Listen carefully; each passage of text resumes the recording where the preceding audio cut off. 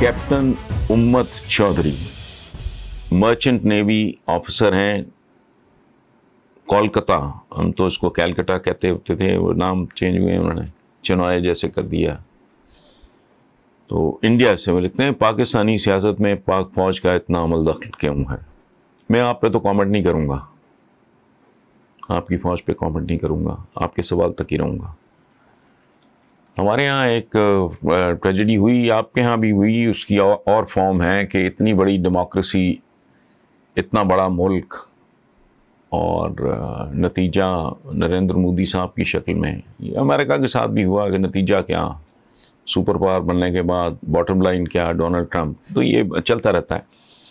हमारे यहाँ हुआ ये है कि हमारा जो पॉलिटिकल सो कॉल्ड जो एलीट थी वो कोई ज़्यादा अहल नहीं साबित हुई। इसलिए मैं तो अपनी फ़ौज को अपने लिए ब्लेसिंग समझता हूँ। आहिस्ता आहिस्ता हमारी सिविल सर्विस, ये नाहिली बददियानती बदनीयती पॉलिटिशियंस की कि हमारी सिविल सर्विस भी जो है वो वैसी नहीं रही जैसी ओरिजिनली थी। तो मैं तो यहाँ तक कह चुका हूँ, चूँकि अपने चैनल्स पे ये बात कर चुका हूँ, अपने से मुराद ज़ाती ये वाला यूट्यूब का वो नहीं, बाकी चैनल्स पे ये बात कर चुका हूँ कि हमारा पॉलिटिशियन अनफॉर्चुनेटली वो इस बुरी तरह डिटेरिएट कर गया। आजकल भी स्कैंडल जिस किस्म के सुन रहे हैं, तो शाखाने से गाड़ियाँ लेके खा गए हैं, खरबपति हैं डॉलर्स में, लेकिन पेट नहीं भरते। मैं यहाँ तक कह चुका हूँ कि भाई ये तो मुल्क की ना पाकिस्तान हाउसिंग सोसाइटी बना के, इसके प्लॉट कर बना के बेच देते हैं अगर इन पे वो डंडा ना होता फौज का। हमारी रिक्वायरमेंट है, अपने अपने हालात की बात होती है, अपने अपने अपनी अपनी कंडीशंस की बात होती है, अपने अपने मामलात की बात होती है। सो ये बुनियादी तौर पे हमारी तो ज़िंदगी है, हमारे लिए ऑक्सीजन है, हमारे लिए प्रोटेक्शन है, हमारा सब कुछ इसी के इर्द गिर्द घूमता है और ये तब तक चलता रहेगा। ये कहते हैं ना मसलन बेशुमार मुल्कों में फांसी की सज़ा नहीं है, तो मैं कहता हूँ हमारे यहाँ होनी चाहिए। मुख्तलिफ माशरे मुख्तलिफ मनाजिल से और मदारिस से उसके गुज़र रहे होते हैं। जो आज हमारी रिक्वायरमेंट है कल मुमकिन है वो बिल्कुल हमारी रिक्वायरमेंट ना रहे। So we are going through a phase, unfortunately ज़रा लंबी हो गई।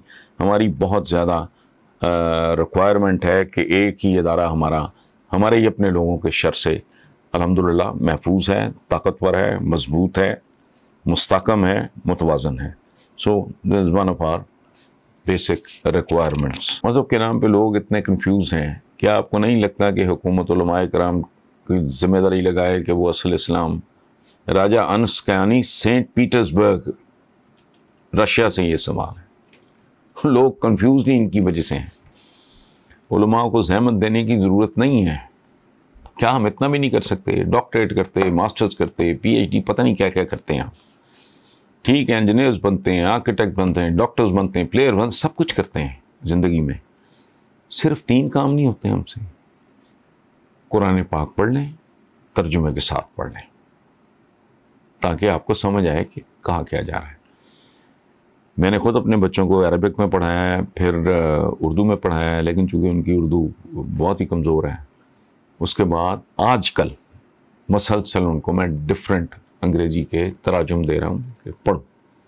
एक काम ये कर लें, एक किताब, अपनी किताब, आखिरी किताब, उसको तवज्जो से पढ़ लें। ठीक है, सीरत नबी पे मैं ये नहीं कह रहा कि 100 किताबें पढ़ लें, नहीं, 2, 4, 5, 7, 8 अच्छी किताबें पढ़ लें और गौर करें दयानतदारी से, मोहब्बत से, एहतराम से। खुतबा हज्जतुल विदा, मेरा दीन उस दिन मुकम्मल हो गया था। हुजूर का वो जो खुतबा है ना, हज्जतुल विदा, वो समरी है उनकी सीरत, कुरान पाक। 3 चीज़ें पढ़ने, आपको कोई आलम शालम की ज़रूरत नहीं है। आलम से क्या लेना आपने, और आलम होता भी कोई नहीं। ये आपने कहा ना कि उलमा बड़े से बड़ा आलम है, उसको तो ये नहीं पता उसका होता कि उसका ब्लड ग्रुप क्या है। उसको दर्द हो जाए, उसे ये नहीं पता ये किस बात का दर्द है।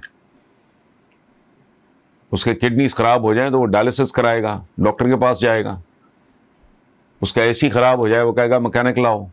किस तरह के आलम है भाई? कोई नहीं आलम रब्बुल आलमीन के अलावा, अनगिनत, शुमार ही कोई नहीं, इतनी कायनातें हैं। यहाँ कौन आलम हो सकता है? जो खाना आपने खाना होता है आप खुद बनाने के काबिल नहीं है, बड़े से बड़ा आलम है, उसे कहो चपाती बना के दिखा।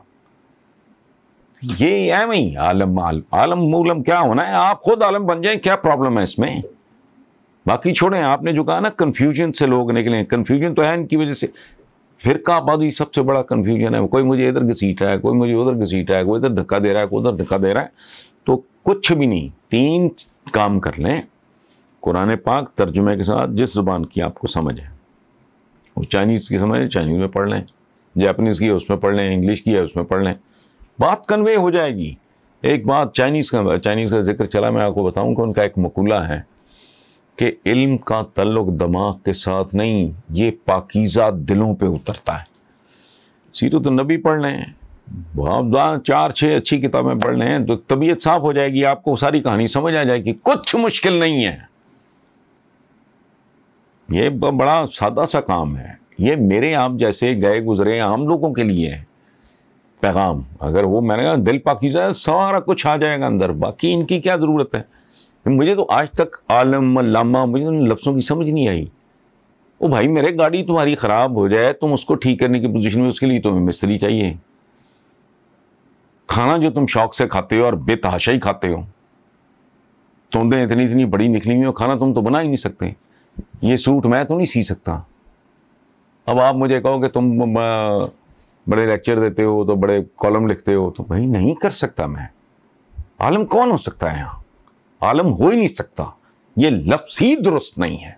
अल्लामा वह लौंडा सा उठता है, चंद साल उसकी उम्र होती है, तो वो अपने नाम के साथ अलामाना को पूछने वाला है, कोई किधर से आ गया अलामा, किसने तुझे, को PhD को सर पर है, मास्टर्स करते हो आप, MSc करते हो, MCom करते हो, BCom करते हो, जियोलॉजी पढ़ते हो, बॉटनी में को करते हो, तो कोई डिग्री मिलती है। तुम किधर किधर बैठे बैठाए अलामा भाई, कख नहीं कर सकते। मेरे पूरे बाल जब झड़ेंगे तो मुझे पता लगेगा कि मेरी खोपड़ी पे तिल कितने हैं, मेरी पुश्त पे मेरा बर्थ मार्क है या नहीं है। somebody else will tell me। Blood group नहीं जो आदमी जानता। दाढ़ में तकलीफ हो रही है, चीखें मारते पहुंच गए डेंटिस्ट के पास, और लामा कर कुछ अपना बंदोबस्त, दाढ़ भी तेरी दर्द भी तेरा। तो इसलिए ये नहीं है मसला, कसूर किसी आलम का नहीं है। सो कॉल्ड जो आलम है या उलमा या फलाने टम खाना, ये रिलीजियस लीडर्स, इनका बेचारा क्या कसूर है?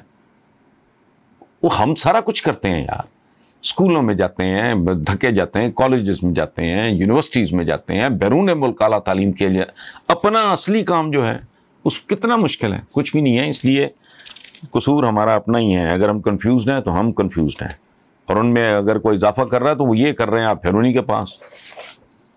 मीर बीमार हुए, वो वाला शेर नहीं, उसी अत्तार के लौंडे से दवा है, जिन्होंने कन्फ्यूजन फैलाया हुआ है, आप उन्हीं के पास जाने की बातें कर रहे हैं।